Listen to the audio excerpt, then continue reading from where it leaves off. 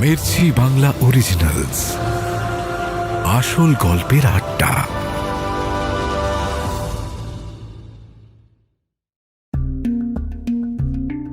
ঘড়িতে সকাল 10টা বাজে। ঈশান সেই 8টা থেকে রেডি হয়ে রয়েছে। এখনো ও মনস্থির করতে পারছে না আদৌ ডাক্তারের কাছে যাবে কি না। একবার ওর মনে হলো ডাক্তার দেখানো মানে অমৃতার এই ভৌতিক বিষয়টাকে আরও বেশি গুরুত্ব দেওয়া। ও তো ঠিক করেছিল এই ব্যাপারটা নিয়ে আর ভাববে না, তাহলে ডাক্তার বুদ্ধি করে এটা নিয়ে এত সিরিয়াস হচ্ছে কেন? এর চেয়ে বরং সব কিছু ভুলে অফিসে যাওয়াটাই ভালো। কাজের মধ্যে ডুবে থাকলে এসব চিন্তা আর ওর মাথায় আসবে না। ও ঠিক করলো এবার রাত্রি বা অমৃতা যেই সামনে আসুক ও তাকে ইগনোর করবে। ঈশান এসব ভাবছে এমন সময় স্মিতার ফোন এলো। স্মিতা বলল ডক্টর বোসকে ফোন করে অ্যাপয়েন্টমেন্ট করা হয়েছে। এই ডক্টর বোস সম্বিতের চিকিৎসা করেন। ওনার কাছে ঈশানই প্রথম সম্বিতকে নিয়ে গিয়েছিল। সম্বিত তখন সদ্য অমৃতার মৃত্যুর শকটা পেয়েছে। ও সারাদিন বিছানায় শুয়ে থাকতো, উঠত না, কারোর সঙ্গে কথা বলতো না, ঠিকমতো খাওয়া দাওয়া করতো না। ওর এই অবস্থা ঈশান চোখে দেখতে পারছিল না। অনেক খোঁজখবর করে ডক্টর বোসের কথা জানতে পারল। উনি এই শহরের একজন বিখ্যাত মনোবিদ। বহু মানুষজন, এমনকি বহু সেলিব্রিটিও ওনার কাছে মানসিক সমস্যা নিয়ে যান। ডক্টর বোস ঈশানকে বুঝিয়েছিলেন এখন যা দিনকাল পড়েছে তাতে মানুষের জীবনে নানা রকম চাপ আগের থেকে অনেক বেড়ে গেছে। ওসব থেকে নিজেকে মুক্ত করতে ডাক্তারের সাহায্য নেওয়াটা খুব জরুরি। যে কোনো সচেতন মানুষ তাই করবেন। শরীরের মতো মনেরও অনেক রকম অসুখ আছে। মনের ডাক্তার দেখালেই তো আর কেউ মানসিক রোগী হয়ে যায় না। বরং ঠিক সময়ে ডাক্তারের সাহায্য না নিলেই পরিস্থিতি হাতের বাইরে বেরিয়ে যেতে পারে। সম্বিত প্রথমে ডাক্তারের কাছে যেতে চায়নি। সম্বিতের মানসিক সমস্যাটা যে যথেষ্ট সিরিয়াস এটাই ও বুঝতে চায়নি। অনেক কষ্টে ঈশানকে ডাক্তার বোসের কাছে নিয়ে যায়। কিন্তু ঈশান তো আর সম্বিতের মতন অবুঝ নয়। ও অন্তত ডাক্তারের কাছে যাওয়ার গুরুত্বটা বোঝে। ঈশান এটাও বুঝতে পারছে যে ওর কোনো একটা মানসিক সমস্যা হচ্ছে। কিন্তু রাত্রিকে বারবার দেখতে পাওয়াটা যে ওরই মনের ভুল, এটা ওর এখনো মেনে নিতে অসুবিধে হচ্ছে। সম্বিতকে প্রথম যখন ঈশান ডক্টর বোসের কাছে নিয়ে গিয়েছিল উনি অনেকক্ষণ সম্বিতের সঙ্গে কথা বলেন। ঈশান অবাক হয়ে দেখল স্বল্প পরিচিত এই ডাক্তারের সঙ্গে সম্বিত কিছুক্ষণের মধ্যেই বেশ খোলামেলা হয়ে গিয়েছিল। এটা অবশ্য ডক্টর বোসেরই কৃতিত্ব। সম্বিত ওনাকে অমৃতার সব কথা বলেছিল। অমৃতার সঙ্গে ওর প্রেমের সম্পর্ক ছিল, কিন্তু এটা বলেনি সেই প্রেম মিথ্যে ছিল। সম্বিত আদৌ অমৃতাকে ভালোবাসেনি। এই কথা বরং ঈশানই ডাক্তার বোসকে জানিয়েছিল। কিন্তু সম্বিত যে ঈশানের কথাতেই অমৃতার সঙ্গে প্রেমের অভিনয় করেছিল এটা শুধু ঈশান লুকিয়ে যায়। ঈশান শুনে অবাক হয়ে গিয়েছিল যে সম্বিত বারবার বলছে ও নাকি অমৃতাকে খুব ভালোবাসে, অমৃতাকে ছাড়াও বাঁচবে না। অমৃতার মৃত্যুর আঘাতটা সম্বিতকে এতটাই নাড়িয়ে দিয়েছে যে বেঁচে থাকতে যে ভালোবাসাও অমৃতাকে দিতে পারেনি, মৃত্যুর পর সেই ভালোবাসা দিয়েই প্রায়শ্চিত্ত করতে চাইছে। ঈশান জানতো যে অমৃতাকে সম্বিত শুধুমাত্র সময় কাটানোর জন্যই ব্যবহার করছিল। সম্বিত আজ ওকে মনে মনে ভালোবেসে প্রায়শ্চিত্ত করতে পারে, কিন্তু ঈশান কি করবে? অমৃতা তো ঈশানের কেউ ছিল না। ঈশান কি করে প্রায়শ্চিত্ত করবে? আচ্ছা, ঈশানেরও কি এরকম কোনো প্রায়শ্চিত্তের দরকার? আচ্ছা, সেই জন্যই কি অমৃতা রাত্রি হয়ে ঈশানের জীবনে ফিরে এসেছে? এই সমস্ত জটিল প্রশ্নের উত্তর কি ডক্টর বোস দিতে পারবেন? ঈশান কোনোদিন ভাবেনি সম্বিত যে জায়গায় দাঁড়িয়ে একদিন ওকেও এই একই জায়গায় এসে দাঁড়াতে হবে। 11টা নাগাদ ঈশানের ফ্ল্যাটে স্মিতা এলো। ঈশান স্মিতাকে বলল আরও একবার ভেবে দেখতে ব্যাপারটা। সত্যি কি ওর ডক্টর বোসের কাছে যাওয়ার কোনো প্রয়োজন আছে? স্মিতা বলল, তুমিই তো এতদিন দাদাকে বুঝিয়েছিলে ঈশানদা, প্রত্যেকটা মানুষেরই উচিত জীবনে কোনো সমস্যা হলে একজন মনোবিদের সাহায্য নেওয়া। তাহলে আজ তুমি কেন ডক্টর বোসের কাছে যেতে কিন্তু করছো? ঈশান বলল, আমি আমি আসলে ব্যাপারটা এখনো ঠিক বিশ্বাস করতে পারছি না। কাল রাত্রে কি সত্যিই আমার ফ্ল্যাটে আসেনি? এত কথা হলো, এত কাছ থেকে আমি রাত্রিকে দেখলাম, ওকে ছুঁতে পারলাম, তুই বলছিস ঘরে কেউই ছিল না? স্মিতা জানালো, এই ব্যাপার নিয়ে অনেক তর্ক হয়ে গেছে, একমাত্র ডক্টর বোসের কাছে গেলেই এর উত্তর পাওয়া যাবে। ঈশান ফ্ল্যাটের দরজা লক করে স্মিতার সঙ্গে বেরোলো। রাস্তার মোড় থেকে ওরা দুজন ট্যাক্সি নিল। ট্যাক্সি ডক্টর বোসের চেম্বারের সামনে এসে থামল। এতদিন ধরে ঈশান সম্বিতকে এই চেম্বারে নিয়ে আসতো। চেম্বারের কাছে এসে ঈশানের হঠাৎ সম্বিতের কথা মনে পড়ল। স্মিতাকে জিজ্ঞেস করলো যে সম্বিত ঈশানের এই ব্যাপারে কিছু জানে কিনা বা বলেছে কিনা। স্মিতা বলল, দাদা তোমার কথা অনেক দিন ধরেই জিজ্ঞেস করছিল, তুমি অনেক দিন হলো আসছো না কেন? আমি বলেছি তোমার শরীরটা ঠিক নেই। দাদা নিজেই আসতে চাইছিল তোমার ফ্ল্যাটে, তোমার সঙ্গে দেখা করবে বলে, আমি কোনো রকমে এড়িয়ে গেছি। ঈশান আর স্মিতা ডক্টর বোসের চেম্বারে এলো। বিল্ডিংয়ের দোতলায় উঠে ডান দিকে চেম্বার। চেম্বারের যেই রিসেপশনিস্ট মহিলা থাকেন উনি ঈশানকে চেনেন। ঈশান সম্বিতকে নিয়ে আসে, তাই ঈশানের সঙ্গে ওনার সম্বিতকে নিয়ে অনেক রকম কথা হয়। মূলত সম্বিতকে কখন কি ওষুধ খেতে দেবে, ডাক্তার প্রেসক্রিপশনে কি লিখে দিয়েছে, সেই সব কিছুই এই মহিলা ঈশানকে বুঝিয়ে দেন। আজ হঠাৎ পেশেন্টের নামের জায়গায় ঈশানের নাম দেখে ভদ্রমহিলা কিছুটা অবাক হলেন। ঈশানের আগে 3 জন পেশেন্ট, একে একে প্রত্যেকের ভিজিট হয়ে গেলে তারপর এলো ঈশানের পালা। ঈশান একাই ভেতরে গেল, স্মিতা বাইরে থাকলো। ডক্টর বোস ঈশানকে দেখে বসতে বলল, জিজ্ঞেস করলো সম্বিত কেমন আছে, ওষুধ নিয়মিত খাচ্ছে কিনা। ঈশান জানালো সম্বিতের অবস্থার তেমন কোনো উন্নতি হয়নি, যেমন ছিল তেমনই আছে, এখনো মাঝে মাঝে অমৃতাকে দেখছে। ডক্টর বোস বললেন, ওটা ওর হ্যালুসিনেশন, এটা এত সহজে কাটবে না। সম্বিতের এই বিশ্বাসটাকে জোর করে আঘাত করতে গেলে ওর মনের ওপর চাপ বাড়বে, তাই এই ব্যাপারটা ওকে সময় দিয়ে ধীরে ধীরে বোঝাতে হবে। হাল ছেড়ে দিলে চলবে না, ওকে বাস্তবে ফিরিয়ে আনতে গেলে বোঝাতেই হবে যে অমৃতা আর নেই। ডক্টর বোসের এই কথাগুলো শুনে ঈশান ভাবছে ওর নিজের সমস্যার কথাটা ওনাকে বলবে কি করে। ডক্টর ঈশানকে জিজ্ঞেস করলেন সম্বিতকে সে আনেনি কেন। এই প্রশ্ন শুনে ঈশান একেবারে ভেঙে পড়ল। ও অস্থির হয়ে ছটফট করতে লাগলো। ডক্টর বোস চমকে উঠে তাড়াতাড়ি এসে ঈশানকে জল খাওয়ালেন। ঈশানের কি হয়েছে জানতে চাইলেন। ঈশান বলল, আজ সম্বিত নয়, ও নিজের জন্যই ডক্টর বোসের কাছে এসেছে।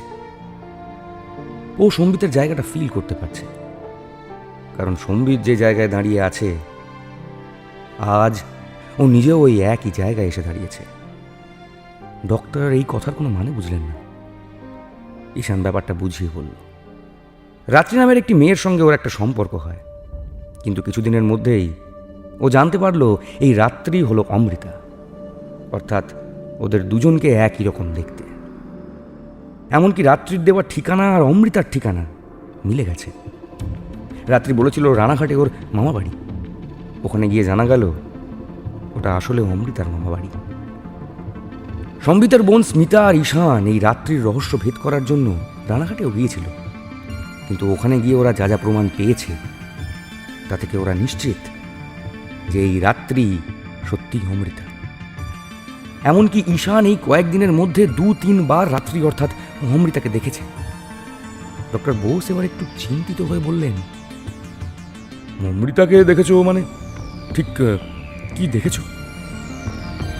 ঈশান বলল, প্রথমবার ও সম্বিতের ঘরে এক মহিলার ছায়ামূর্তি দেখেছিল। তারপর রানাঘাটে রাতে ওরা থেকে যেতে বাধ্য হয়েছিল। ওখানে মাঝরাত্রে রাত্রিকে শাড়ি আর নুপুর পরে ওর ঘরে আসতে দেখেছিল। ওই অশরীরী ছায়ামূর্তির অদ্ভুত হাসি শুনে ঈশান অজ্ঞান হয়ে গিয়েছিল।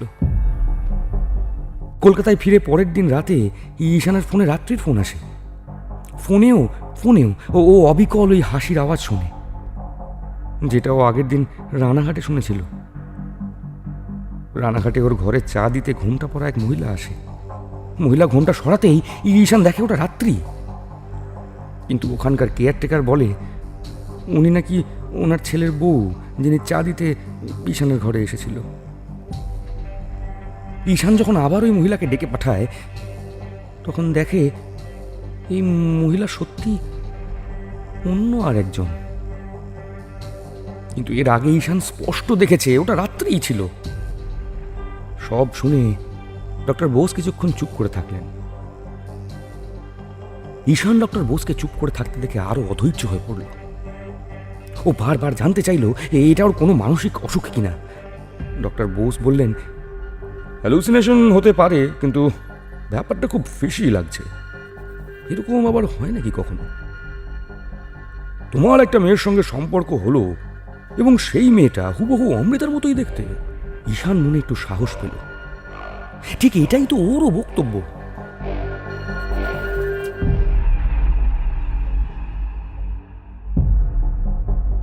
ঈশান ডাক্তারকে বলল ও নিজেও বারবার এই অশরীরী আত্মার ব্যাপারে ভেবেছে।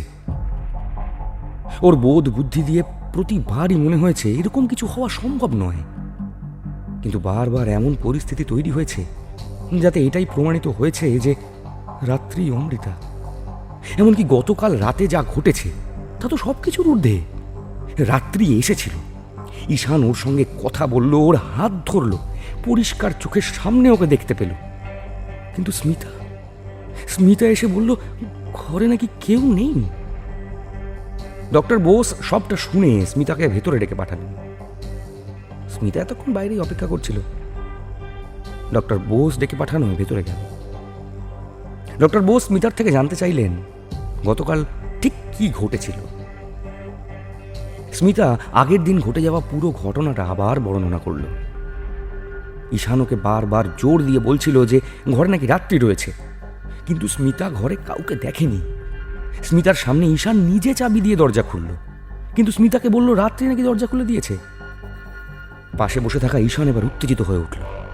ও স্মিতার কথার প্রতিবাদ করে বলল ও চাবি নিয়ে বেরোয়নি।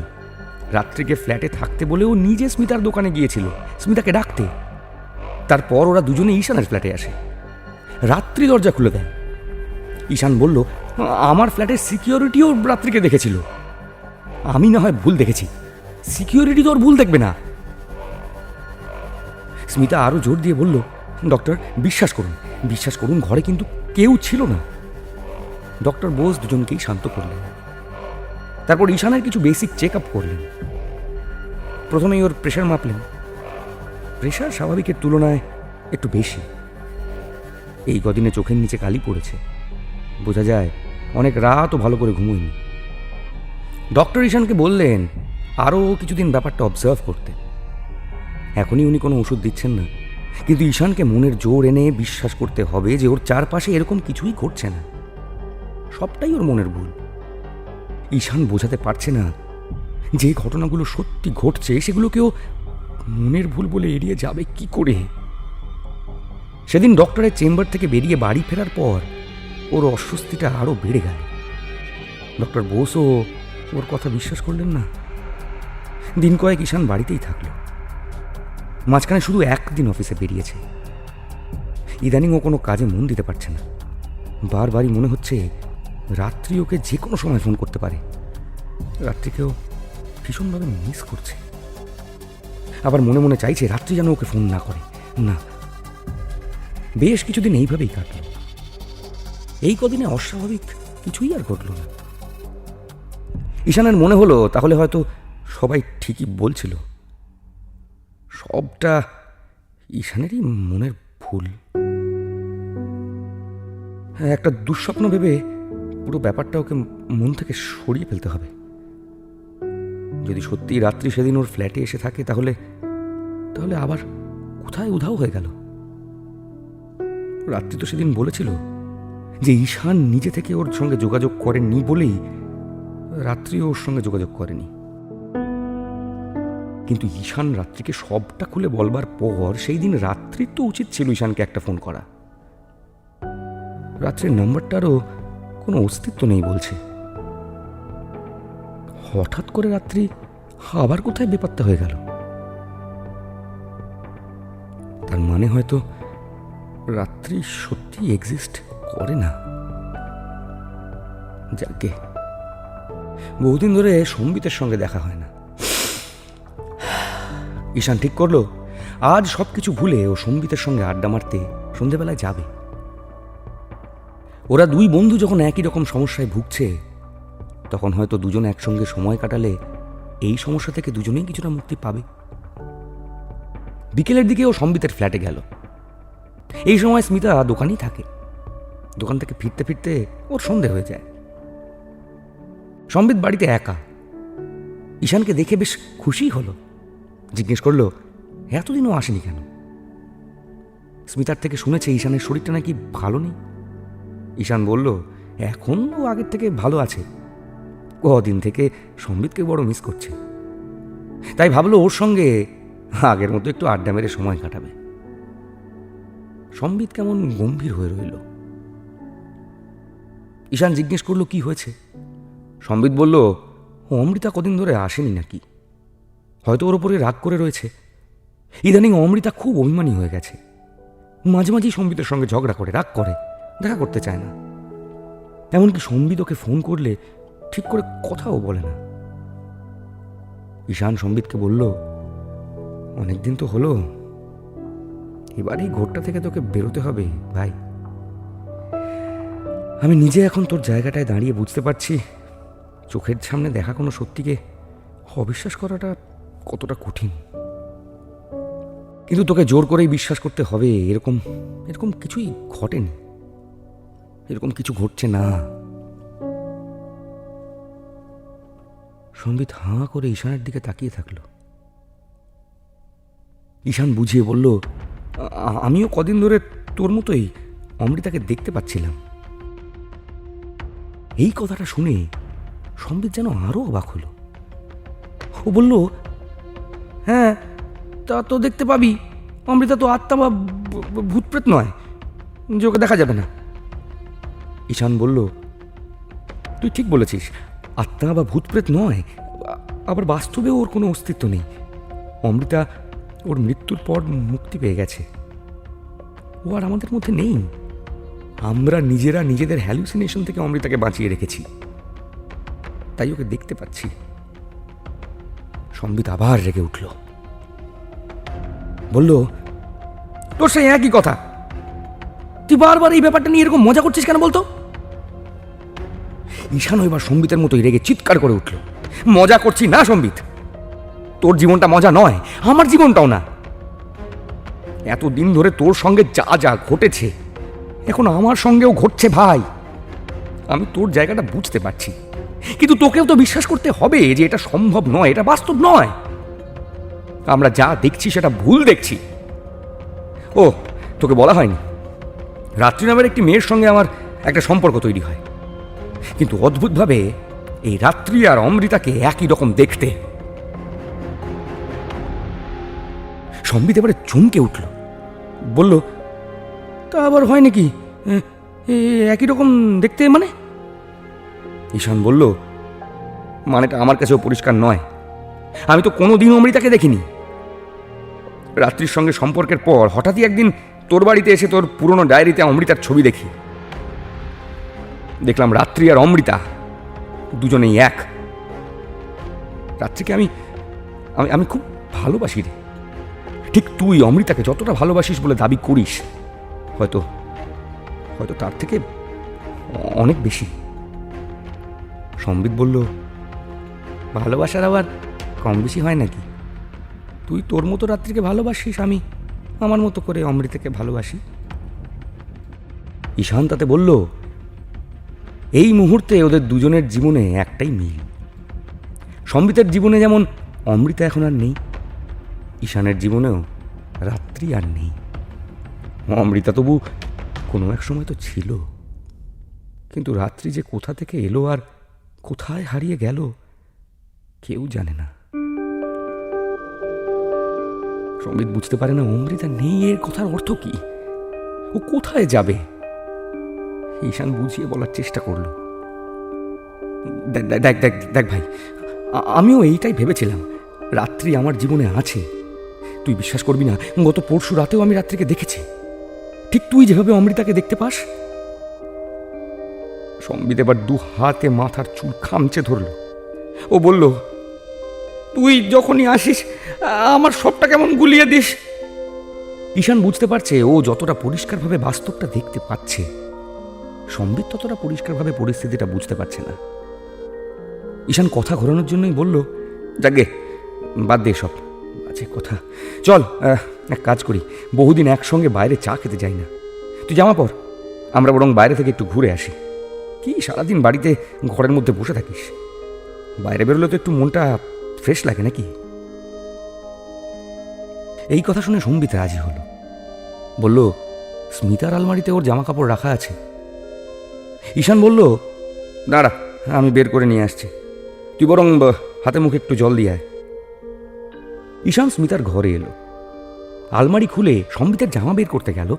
হঠাৎ আলমারির দ্বিতীয় তাকে একটা জামা দেখে ঈশানের চোখ আটকে গেল। জামাটা তাড়াতাড়ি হাতে নিয়ে বের করে খুলে দেখলো যে মেয়েদের এক রঙের একটা আলখাল্লা ধরনের লং ড্রেস। এইরকম ড্রেস সাধারণত হাসপাতালে রোগীদের পরতে দেওয়া হয়। স্মিতাকে তো কোনোদিন এরকম ড্রেস পরতে দেখেনিও, কিন্তু জামাটা ও এর আগেও কোথায় যেন দেখেছে।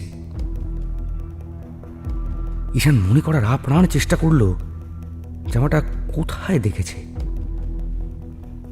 কোথায় দেখেছে, কোথায় দেখেছে।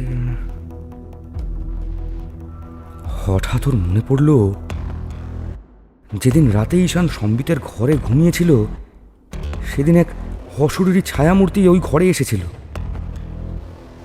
এই ড্রেসটাই পরেছিল সেই অশরীরী। ঈশান কিছুতেই মেলাতে পারছে না, সেই রাতে ও যে অমৃতাকে দেখেছিল সেটা যদি হ্যালুসিনেশন হয়ে থাকে, তাহলে অমৃতাকে ও যে পোশাক পরে দেখেছিল সেটা স্মিতার আলমারিতে এলো কি করে। ঈশানের এবার ভীষণ অস্বস্তি হতে শুরু করলো। হঠাৎ ওর পেছনে কারোর পায়ের শব্দ শুনে চমকে উঠল।